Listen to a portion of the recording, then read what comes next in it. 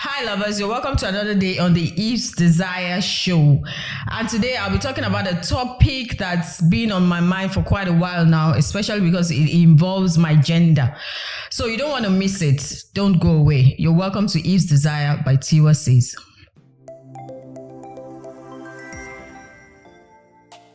So like I said, the topic we have for today involves my gender. And of course, I am not alone in the studio.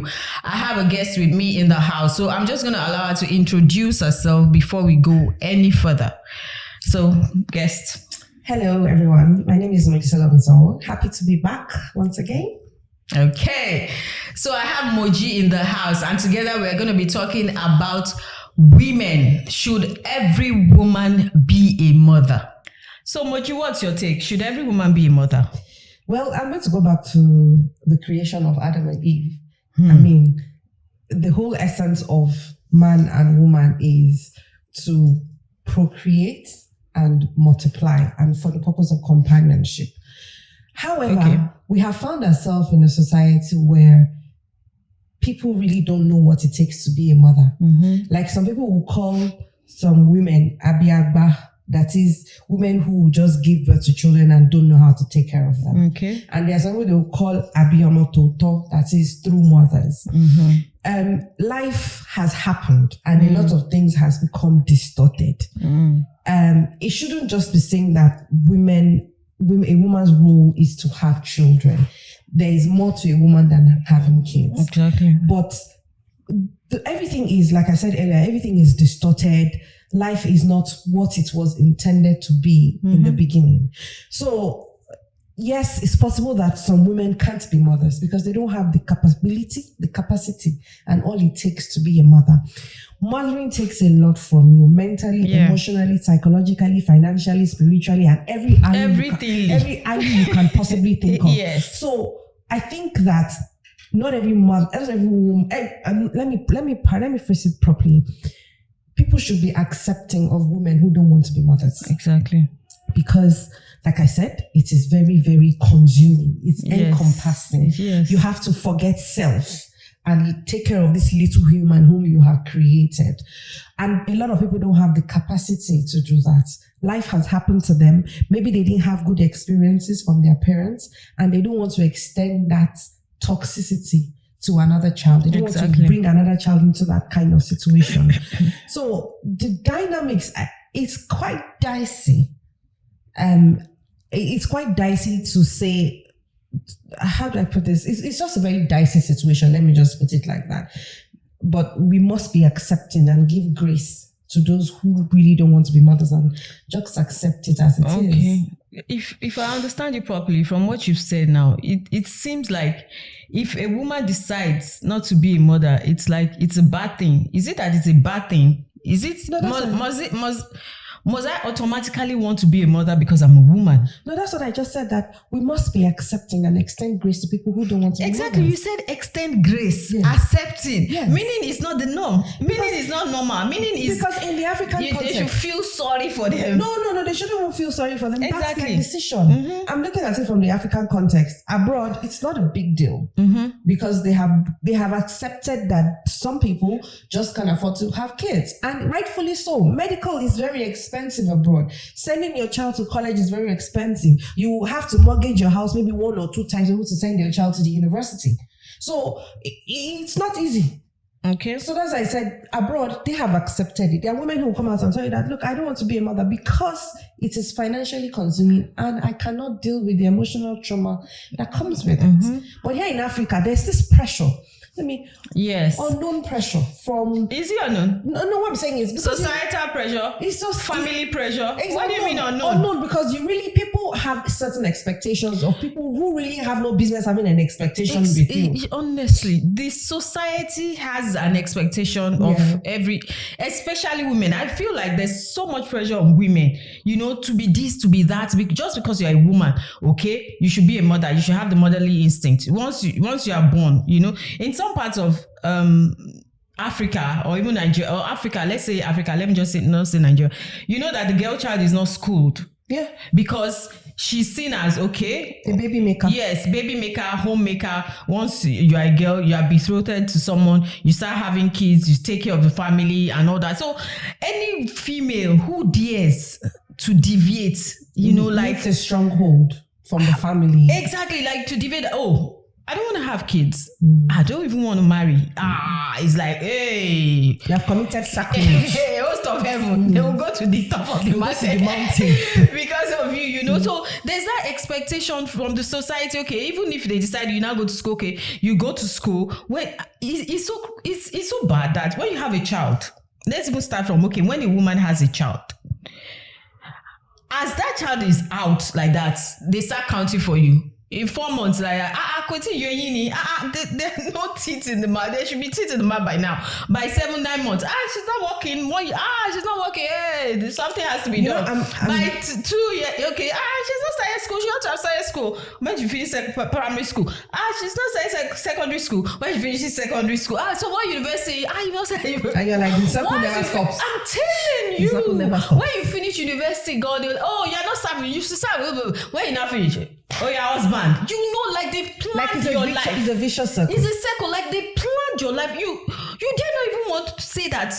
Well, I'm not thinking along that line. Yeah. I was thinking, I'll just leave school and then not marry or stay a while. Or you dare not even say you don't even want to go to school. This is the thing, right? I think a lot of people need to know where to draw boundaries. I've been a sucker for boundaries.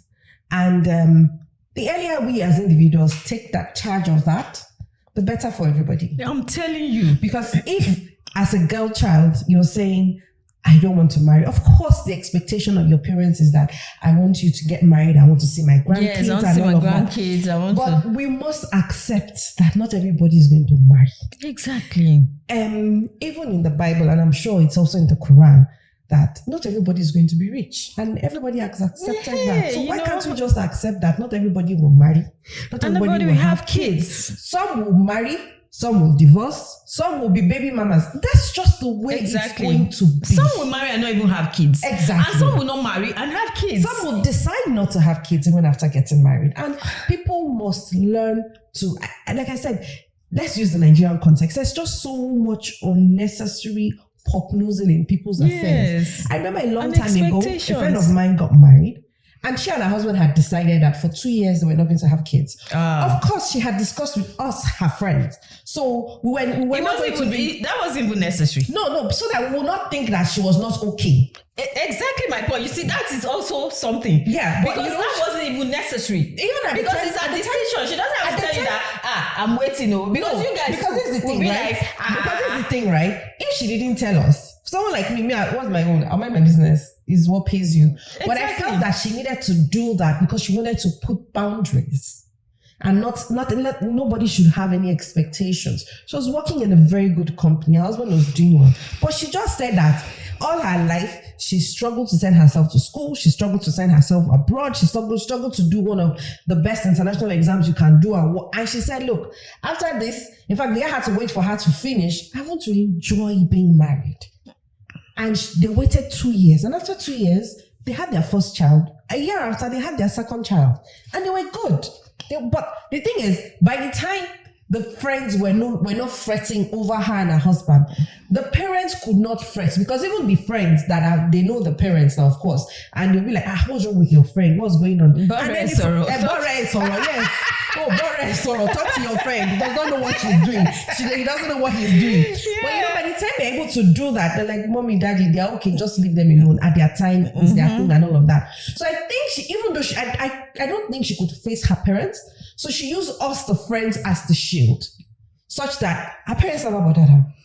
Okay, because when you were talking about boundaries, I was going to say to that, boundaries from friends, but boundaries from family, how do you do that?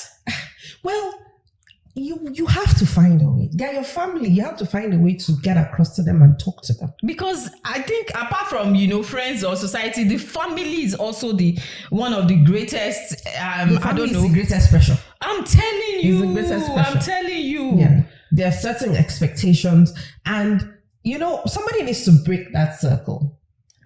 it has to start from a generation in the family. I don't want this. And I think people, we millennial parents are becoming accepting of, because we have the Gen Z children. So I think we're becoming accepting of the Gen Z children and their ideologies. These Gen Z children, they are not going to agree for anybody. They are not agree for anybody. So that's why I said that. I think we millennial parents are the ones that are more accepting of these things. Those before us, they would just be like, "What are you saying? You don't want to have child." Yes, what do you mean? I had you. You must have. Like, what does that even mean? I did not do my own like that. I know. My mother did not do her own like that. You cannot do your own. You will hear the story that you've never heard before. But you see, I think we millennial parents are more accepting of this. Wait, are we millennial parents or Gen X parents? I don't even know where we fall on that stuff. I think it's Gen X. Gen X. Yes, because millennial they are 30s. They are 30s. Yes, okay, so we're Gen X. So we are more accepting of Gen Zs. Mm-hmm. I think so too. Yeah. Mm-hmm. So that's it. And I think, like I said, there needs to be a generation that will stop that pressure and I think we already have that. It's going to be a fight, a serious one, but for their children, they've paved the way for them. Exactly. So this is the time where the Gen Zs are going to be like, no, I don't want to marry, I don't want to have kids. Yes, and they're doing a lot of that, doing a lot of I don't want to do this, I'm not doing this, and there's nothing you can do about it. Because it's and and then when you tell them that, I didn't do that was your time. That was your time. You wanted it like that. Yeah, you wanted it like it was good for you. Mm-hmm. But it's not good for me. That's it. That even us Gen Experence, sometimes when our parents still tell us to do something, I'm like, no, I don't want to do it like that. And one of the things my mother says to me is that she cannot understand why she give me an instruction and she'll be. I said, I'm not a yes girl. I'm sorry. I'm not a yes girl. However, if you can give me an explanation to back up what you're saying, I might see reason. Exactly. So for me, if my children are doing like this to me, I will not be completely surprised because that's what I'm doing. Yeah, that's true. Understand? That's so true. For me, if I'm behaving normal. But I think for us to be able to do that, to be able to do that now, how do I put this? We are only able to do that now. We were not able to do that growing up. I was always like this. Well, they said they said I was rebellious too, but people around our age group, they were not able because the parents were really strict. Like, you couldn't even. I remember then that you couldn't even look your parents in the eye when they are talking. Because, and I used to wonder, like, okay, you are talking to me. Now you have to negotiate. You're talking to me. I can't look at you in the eye. Why can't I look at you? You're talking to me. Yeah. So I'm supposed to bend my head. You shouldn't look at them like I'm talking to you and you're even looking at me in the eye, Like, now do that for a Gen Z. Like, what are you talking about? What are you? They will tell. No, now you negotiate. Exactly what my children will say. Mommy, what are you even saying? Yeah, now you negotiate. Like, what are you saying? You are talking to me. I should not look. Okay. So where should I look?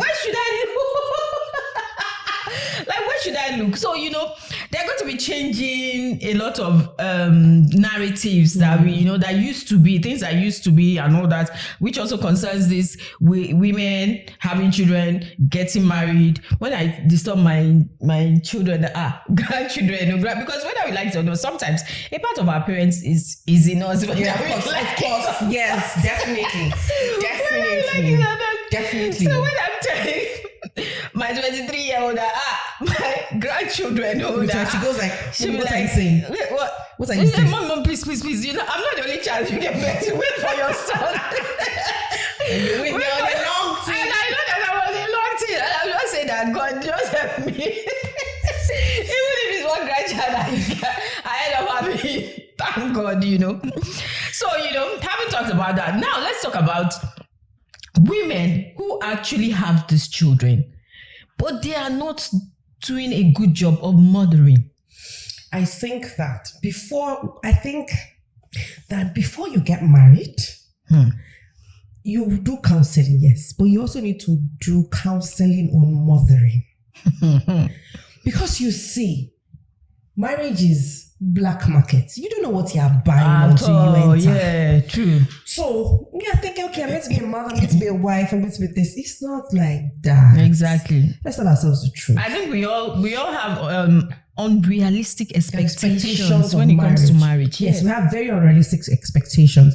And that's because we don't cut ourselves as we should. Because if we do, I listened to someone who's been married for about 20 or 30 years say something. She said the things that she and her husband were discussing when they wanted to get married were things like, what are your deal breakers? What's that one thing that I would do that will break this marriage? What's that thing, that they weren't talking about what the color of the flower of the day was going to be. They were talking about life issues. Exactly. As it's going to affect them based on what they had seen happen in their individual families. And I think those are the discussions people should be having. But people are not having it. You should have discussions like, okay, if we have a special child, what do we do? If we don't have children, if we don't even have children, what's going to happen? Remember, if you're attracted to me because of my physical looks, I won't always look like this. Exactly. Are you going to leave me? Because that's why when you are getting married, you are getting married not because of the tangible things, but because of the intangible things, the things which you can't see, not because of what you can see. Intangible things like, is this person, if I'm sick today, is this person going to stand by me? Is this person going to take care of me? Is this person going to take care of? I don't think people think that deep. Nobody's having that conversation. They are not, you know. Not. Because I even believe that most people getting married these days are doing it out of pressure, or pressure, like I said, expectations. Oh, I should be doing this at this time. Oh, this is what I need to do. Oh, okay. Let me just hide myself. Those kind of things. Not really sitting down like, okay, at this time, yes, I need a life partner. I need someone to share my life with, not someone to get married to, someone to share my life with. I'll give you 2 examples. I listened to Ibuku Awoshika. She said something that the greatest mistake you can make for yourself is your life partner. True. And I listened to someone else who said that she would not advise anyone, or whether it was Ibuku Awoshika, I can't remember, that said that they won't advise anyone to get married at the age of 25. Because at 23, you are a management trainee in an organization. You don't even know the line the line in which you are going to toe in that organization. Yeah. As you start your management training, you'll be exposed to a lot of organizational departments in the organization. Yeah. You don't know whether it's finance you want to be. You don't even know whether it's HR. You don't know whether it's marketing. You don't know anything. So you are just starting out. And then as you grow gradually, you will decide, okay, this is my strong point. Yeah. I'm very good at finance. I'm very good at accounting. Then you begin to prepare yourself. You begin to do professional exams, preparing yourself for that. By that time, at 28, what do you know? Do you understand? At 28, what do you know? At 28, okay, you start work. This is not a realistic figure, but during our time, the expectation, you start work at 23. Yeah. You do your management training for 3 weeks or 3 months, and then you're banking off. Before you even become a banking officer, you're a management trainee. Yeah. You're a management trainee. You stay there for like 6 months to 1 year, maybe 1.5. In fact, 2 years. You're in that position. Before you get to the next level, you're 27. And when you get to the next level, it is what you have done as a management trainee that will determine where you'll be posted to in the organization. And then remember, whichever department they send you to, you're starting from the ground. True. Because you're learning the core. And then when you get there, they'll be like, even in that department, there are places whereby it can be your strong point in that department. And then by 28, you're still learning. You've not really charted a course of career in which you want to go. So that's why you find a lot of people who they're just in the organization and they really don't know what they're doing. So by the time you are 35, you know where your headspace is at in your career, what you want for yourself. No man or woman can come and bamboozle you because you have seen it all. You will be emotionally intelligent. Okay. And there's this study that says that your brain does not stop developing until you're 28. So tell me, what do you know? Your brain does not stop developing. Yes. Until you're 28. So at 28, it stops developing. That's when it stops developing. That's when, all the frontal lobes, the back lobe, everything has formed. Oh, for real? Yes. Wow. So at 28, you're like a newborn baby. Exactly. So imagine at 28, yes, at 28, imagine you now want to marry and then But there are lots of people getting married before then. Oh. What are you talking? But the thing is, they are not talking about the pressures in this. A lot of them, some of them don't have kids. Some of them who get married at 25, 24, yes, it's good. But it makes them know their partner better before the kids That's start the partner coming. that wants to be known better. That's because another, you know, that's another you can be discussion with for another someone. day. You can be with someone for 10 years ago. I think you know the person, and one But day you the see, person this will is the just. thing. This is the thing. Nobody just. I think as people, we need to learn to grow together. As partners, as people who are in relationship, who are in marriages, we must learn to grow together. We must learn that. We must understand that nobody is static, because there's nothing. If there's any change, is the only constant thing. In life. It is the only constant thing. As your partner is evolving, you must evolve. You have to, yeah. You have to evolve. And the man can evolve, the woman can evolve. The man may, that's how, men don't just jump to the gym. There's a reason why they just feel, okay, let me start going to the gym. As the wife, even if you are not a gym person, you have to start, because he's going to find someone who is mixing up that expectation in his mind. Yeah, exactly. And men are very visual. So you have to a certain extent, it's not like you have to be a gym buff like him or a gym rat like him, but to a certain extent, put a little effort. You know, at least he knows that you're trying to evolve with him. And if it's the woman that suddenly likes to read, the man too can begin to read so that he can engage with her intellectually. You understand? And both ways. So you need to learn to evolve around. But you know, there are times that when you say evolving, it might be that it's at the point of evolving that they now realize that they are evolving differently. Like they don't, you know, because like I said, a lot of people get married for other reasons apart from the important reasons. That's so what when they start to grow, they grow they don't know apart. themselves. Exactly. But you so see, they grow I apart always say instead this of thing. together. There's something I always tell people. As a couple, you must have a place of ground zero where everything becomes your leveler. You must have a place of ground zero. And that place of ground zero is your place of grounding. That is where you people will both agree. That's, like I said in the beginning, people are not asking and talking about the things they should be talking about. Yes, they are not. So that's why we will have these issues. If you are talking about the things of where you have a place of ground zero, you must be open, or be able to open to your partner without holding back. Nibo. But you see, like I said, we are not having the discussions we should be having. No, because we are not married for the right reasons. Nobody is that deep anymore. Not at all. Everybody is just vibes. Yes. People are getting married for different reasons. So I'll be a Mrs. So I'll be a Mrs. because I want to have a diamond ring. Yeah. My dear, you can buy yourself a diamond ring if you want to. I don't, Do you understand? So I just feel that people are not having, we are where we are today as a society because people are not having discussions that they are supposed to be having, or the discussions they're supposed to be having are not popular. Let me put it like that. Yeah, they are not popular. Yeah. They're not popular. So people are just... And then, like I said again, because people are not getting into marriage for the right reasons.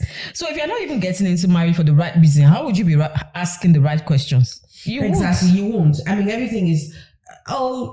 there's no substance. Superficial, Yeah, there's no substance. There's no depth. There's no substance. So you were saying that it's 35-year-old woman should marry? No. The truth of the matter is, let me tell you something. At 35-year-old, you can still have children. Yeah, well, I was going to mention that because the biological clock for a woman is not all that. That thing, as far as I am concerned, I didn't think that the kind of information we have available now was what was available in our time. A lot of us want to be married. We'll probably just be getting married.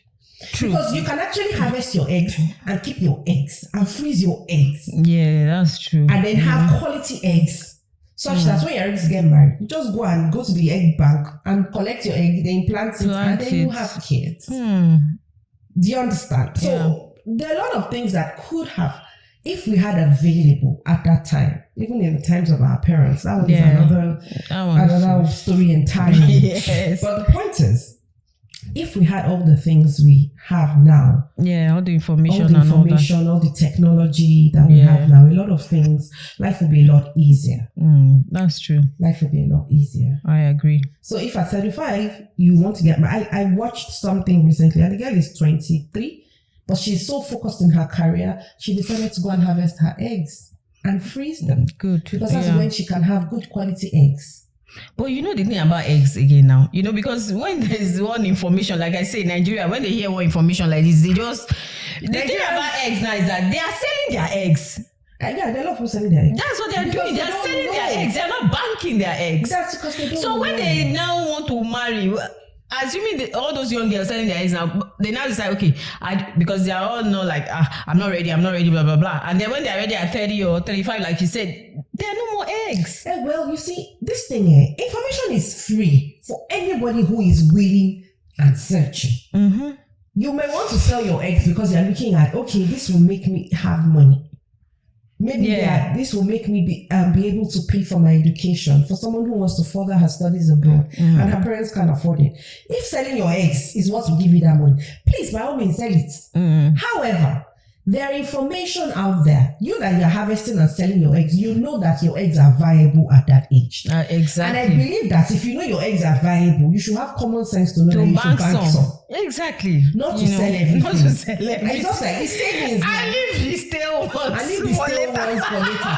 What they don't understand is what you have done for yourself is by the time you leave it until later. Shut yourself in the leg. Shut yourself in the leg because it's not as viable. It's not. But really. As I said, if you know, as someone who has made up her mind, okay, I'm going to sell my eggs because I want money. I cannot sell my body. However, I can sell my eggs. There's nothing wrong with that because you see, you're helping humanity. You're helping another woman become a mother. So which is okay, it's fine. However, but in your doing, apply wisdom. If you want to sell, if you have 10 eggs, you can sell 4, keep 6. Because 6 is too much now. How many children let me tell you why I said you should keep 6. Sometimes one egg may not take, and that's the end of the sperm, and that's the end of that egg. You have to go again, and out of the 6, only 2 may keep. So that's why I say apply wisdom. So even if you bank 6 gone, it's not like you're going to meet 6. You will meet 6. The 6 is going to be there, but it may not just take. Nature can happen. It's just like a man sleeping with his wife and she doesn't get pregnant. But do the eggs expire? They don't expire. They are kept in the egg bank. And they are viable. For as long as the bank is working. Oh really? Yes. Okay. They're viable. So, but you said not all would take. Not all would take. Because that's nature. It's just like, let me go into a little bit of biology. A woman can get pregnant in one day. Yeah. And even that one day is not 24 hours. It's 12 hours. But you know what? Nobody knows that 12 hours. Even the woman is not sure of the 12 hours. The 12 hours could be between 3 and 3 a.m. the next morning. That's 3 p.m. to 3 a.m. It could be between 6 a.m. and 6 p.m. 6 p.m. A woman doesn't even know all this measurement, body temperature, blah, blah, blah. You are not even sure. You are not sure. You understand? You just know that, okay, you're just know that you're ovulating, but you don't know the 12 hours in which it falls. It's just like that. And a man sleeps with his wife with the expectation that, okay, the 12 hours she should get pregnant. What if it doesn't take? Yeah. So you must leave room for that. And that's just natural. That's just human. So you may not just take. It may be 2 that will take. It may be that okay, let's do it like this. Let's look at this explanation. 2 didn't take. You're now looking at IVF. And that's external, they implant it and then put it inside you. And it fails. That's a third egg. A lot of the time. Yeah, that's a third egg. And then you're now looking at, okay, let's do surrogates. Surrogate works. You have a baby. And then you know, okay, let's try another, let's try and see whether it will take, and it doesn't take. So you, out of your 6 eggs, you've used up 5. Only 1 could give you a child. So you now be skeptical. What if all 6, or maybe, okay, all 5, only 5 didn't take, 1 did. And then you don't have any extra anymore. Okay, then you start trying. Do you understand? Yeah. So that's why, for people who know that, the people who are selling their eggs know that their eggs are viable because of their age. However, in doing it, they should have wisdom and apply a little bit of wisdom. And if you are lucky, out of your 6 eggs, 2 takes, and you want to have just 2 kids, you can still sell your eggs. Oh, can you still sell them even after so long? Yeah. They're in the bank. We have a lot of people who have their Kim Kardashian has her own day. She still has eggs in the bank. Chloe still has her own day. Oh, really? Yeah. So wow. It's just for you to just apply wisdom. Okay, so I'm back to the women that have kids that they can't take care of. Because that is really my bone of contention. Apart from the fact that, external influences putting pressure on the woman, to have kids and all that. Now they have the kids. They are overwhelmed by, like someone was saying, that that women, they don't even know. And how many times, how long a month are we actually really normal? Because there's well, no, there's maybe 1 or 2 days. But it's true. Premenstrual, ovulation. Yeah, no. Premenstrual. Yes. Menstrual. Yes. Postmenstrual. Then there's post-menstrual. And then before you get over that post-menstrual is and pre-ovulation. There is like a switch, is in between. Post and pre-ovulation. Then the cycle starts again. Before you another one, like, so it's really a lot, I've heard of women who have that post traumatic stress. Yes, after they have kids and all, like they have the kids and they can't even take care of the kids. And I remember back then, in the times of our parents and all that, they used to say that it's madness, like, oh, the woman ran mad or somebody did her, village people and all that. But now we know that it's not any village people, is not somebody doing somebody. It is actually a medical condition. I don't know how it works, but I even have a friend who it happened to, because I used to hear of it until I actually saw it, and she didn't even have a kid on time. She didn't have a child on time. She had a child quite late in her 40s. So you would expect that she shouldn't have some certain like when she even she'll be all over that child, but she had a serious post traumatic stress disorder. After the kid, she couldn't look at the kid. She was just, I think, when women have children back in the days, they say that that's the whole essence of Omugo. That's the whole essence of Omugo. Yeah. It's for the mother-in-law or the mother to come and take care of the woman. Because they know what is involved. They know. It's been entrenched in our value system that when a woman gives birth, the mother-in-law or her mother comes to take care of the woman and the baby. Because even when the times of old, when we didn't have all this technology like we do now, this information, that vacuum was already filled by the tenets of tradition. Yeah. But all that is lost in time, because we hear of situations where mother-in-laws come and they just want to frustrate the woman. Exactly. Sometimes they don't even give support. They give trouble, criticize, and give trouble. But really, that's not what that woman needs at that time. So I said something at the beginning. I said, whenever people are going to get married, they need to, churches, please, you people need to find a way to entrench this in your system. Have counseling classes for women on mothering. Yeah. We're too busy, too concerned taking care of the home, to treat the man, to treat the woman. Make the man happy. Make the home a home, make the house a home. There should be a place for mothering. Because I'm mothering not in the sense, not just in the sense of the child, not just talking about the child, but about the mother herself. That's I said mothering, not the child. You figure it out.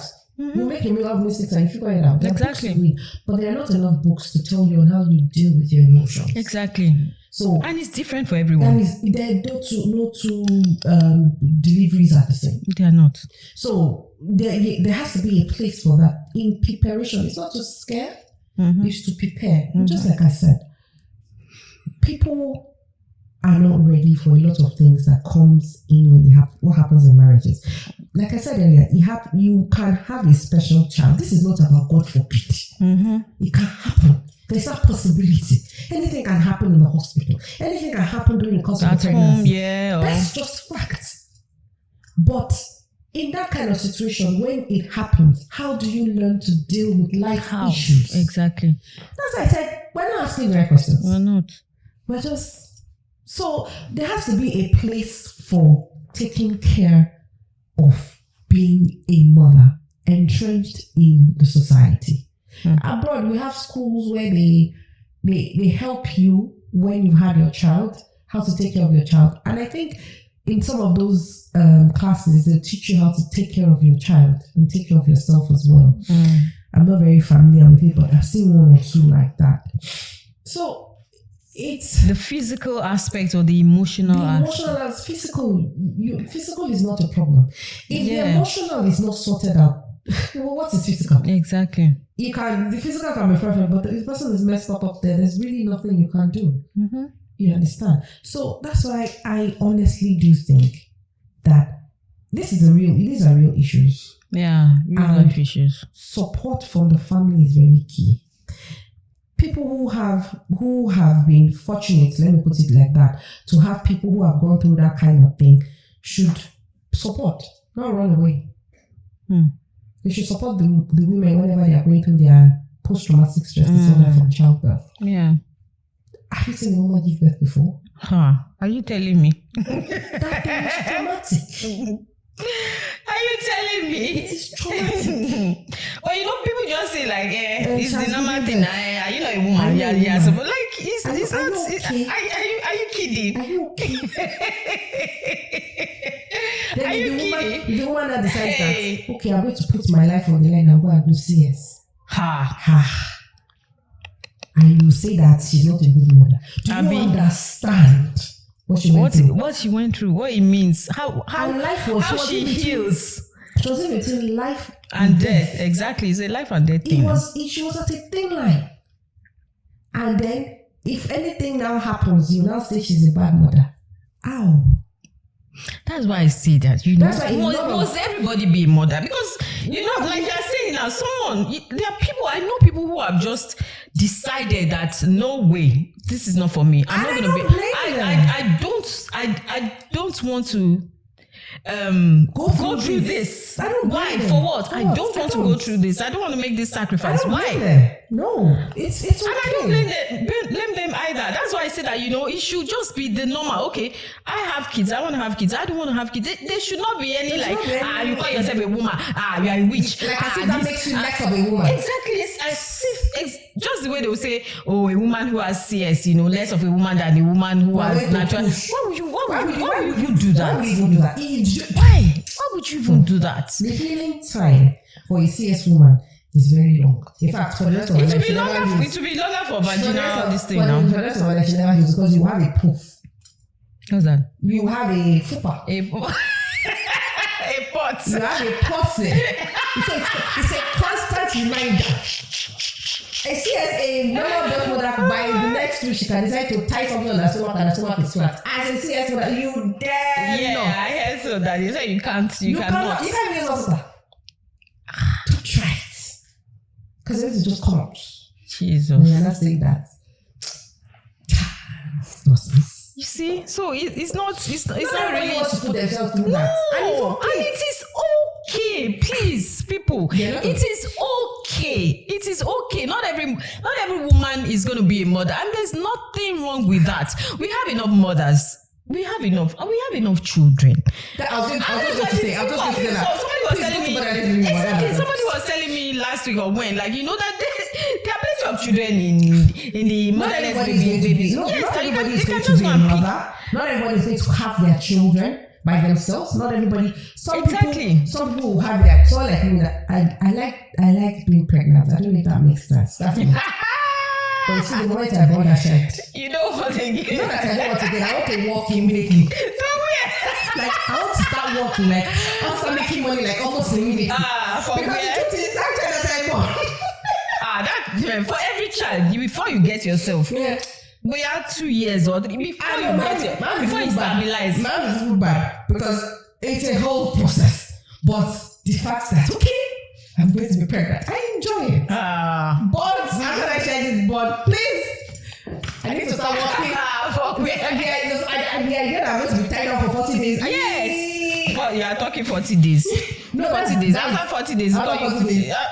before this, you can't, there's now that consciousness of I can't go anywhere. I can't do this. Oh, I have a child at home. I can't do this. I can't. And if you are breastfeeding, by the following week, I'm up. Breastfeeding. When did I extract? It's not every time. Well, even if you extract now, even if you extract, the breast has a time, has a clock of its own. And you always be extracting and be putting. So when you're out there, you be extracting. When you go out, you be extracting. And if you go for a meeting or whatever, you be extracting. Really, just like Michael said, that there's a time for the breast milk. But when you feel okay, yes, I need to extract, I need to do, you just work with your time and all of that. You would have. It's not that easy. No, really, this I think in the night. No, I think routine in the night. Give the baby bottle, breast milk in the bottle. In the morning when the baby wakes up, see, because of course by that time you'll be fully engorged. When the baby wakes up. Before you wake up, it will be engorged by it. I said it will be fully engorged. Because you have expressed you in the won't night. be able to sleep. Yeah, other thing is we all have different lactating this thing. Not everybody is easily as lactated as true. People produce more milk than Well, so that's it's possible. So people will ask for milk. It's true because I know. In fact, I remember that time before you have done ABC, your top is already soaked, even with breast pad and all. Yeah. Some of us, it was a lot. Well, we don't produce milk like that. Okay. I think that's one of the reasons why I'm just like nah. Okay, so you were not even. That's why. Because if you were producing milk and your breast was full, it's not you. They won't tell you. This one that I don't want to breastfeed. I don't want to breastfeed in public. Whoa, it's you that way. By the time you are in pain and all that, come and empty. That much of a lactating mother. Let me put it like that. It all goes back to what we are saying. Even with the fact that I wasn't lactating much, doesn't mean that I wasn't producing quality milk. But of course, it does not mean. And that's you don't breastfeed well enough. That's why it does not come out. There's that saying. But it's okay. Drink Ogi Baba. Say a lot of drink Ogi. You can't be drinking all those Ogi. All those ones that when you not gain weight, you wait of Ogi. Is another thing entirely. To be like, to lose the weight there. At the end of the day, I think people just need to know where to draw the line and just be kind. Yeah, people need to be kind. People were not kind to people. They were not kind to them. They don't understand what kindness means. I see it as an offense if someone says, "Oh, my wife has given birth," and you ask, "Okay, I'm doing." Yeah. A boy or a girl, like what's that? That's just a. What? Like what? What do you mean? But some people don't mean it in a bad way, but it's just because it's something that we have gotten used to, that people just automatically, somebody has given birth. Oh, male or female? Okay, male. How about this? Who does it look like? The mother and the father? Will they be asking that? It's when they see now. No. They'll be asking you. Why would they be asking you? What kind of question is that? I've seen it happen. That they ask you, what's your business? Come and check yourself. How can you be asking me who does it? No, when you say, okay, like for instance, my wife gave birth, my wife gave birth, oh, that's nice, boy or girl? Number one. Number two, did the child take after you? I think that's where boundaries needs to come in. That's a lot. What do you mean by the child? Okay, the child is not okay. What do you want to do about it? You want to return the child and give them another child, like. But these are the questions people ask.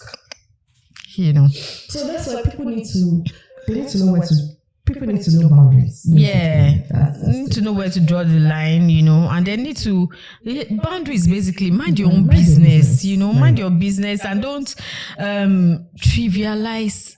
Nobody should trivialize childbirth or mothering. You shouldn't trivialize it at all. And then just like I was saying earlier that, some mothers are, women that have children and can't mother them rightly, sometimes it's human nature for you to be, offended or angry at them, like, what kind of a mother are you and all that. But sometimes when you take a back seat and just look out from the outside, it might be that woman is going through a lot. She might be going through a lot of, emotional and psychological stuff that nobody is even asking. And she might not even know how to maneuver it herself. She may not even understand what is happening. It's just that she just finds that she doesn't have a hang of this. She just can't do it. And it might not really mean. I had this friend, and that's my first experience with post-traumatic stress, post-traumatic stress due to birth. And she said, I just remember now, she will carry her baby and she'll start crying. Exactly. I know someone like that too. Her mother will carry each other. Don't cry, my baby is a bad woman. In their proverbs. It's a bad woman. If you want to cry, go and sit down, go and be crying. I don't know why you're crying. You have child, you're crying. Crying, child that people are looking for. But because she didn't understand. Yeah. And sometimes people too don't understand. That's it. They don't understand. They just feel, especially like I said back then, when a woman, some people is so bad that they lose their minds. Yeah. So back then they used to think, she's gone mad or something's happened to her, or is Zogun delay, is something from the family. That there were some people that they said that in their family, once their women give birth, they run mad. It is not a running mad. It is this post-traumatic stress, delivery thing, but then because they don't understand it, they didn't understand it then. Yeah. It's not that there's information about it, so it's easy for them to like, what's wrong with you? They are not sensitive. They are not sensitive. If they don't understand it, there will be a place of Omugo. Well, I don't know what that Omugo is. No, I know what Omugo is, but I don't know. Well, I think that Omugo is just tradition, really. It's not really if they did not know, if that thing had not been happening. It had been happening. They just didn't. They just didn't know what they were dealing with. Exactly, they didn't know what they were dealing with, but they saw the need. They saw the need. Yes, the mother needs help with her child. Yes. You understand? And what that help is meant to be is like suck up to the woman. Yes, at that time. Yes. But most mother-in-laws see that it's a time to go and enjoy myself. To go and enjoy my son's house and make trouble for the wife, and then some will not even want to leave again. Some will say they have come to stay. You will come with the sister-in-law. You can imagine. She will not just cook for her husband only. But in that kind of situation, the woman is she's not even supposed to be cooking. She's not even supposed to be cooking. She has a business in the kitchen. She's not supposed to be cooking. She's just supposed to be resting, recuperating, and all that. But no, it's the other way around. You see a nursing mother going to the market doing this. Why? Meanwhile, the Omugo mother is at home. Man, it's a lot. It's a lot. Too much pressure and expectation. Too much, please. Too much expectation, pressure, and all that on the African woman. So you've heard it, guys. Let's be more sympathetic.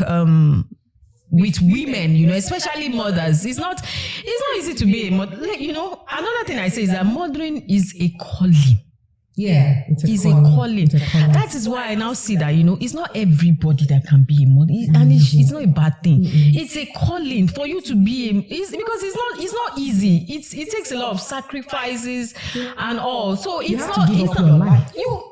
Exactly, you give up your entire life, for that child or those children, and then it's a kind of giving up that you give up. Not with the hope of getting anything in return, because at the end of the day, you may not even get anything in return. I don't know how to explain it. Like mothering, I have a friend. Maybe this is explaining. I have a friend, and she's like, "Oh, my daughter is married.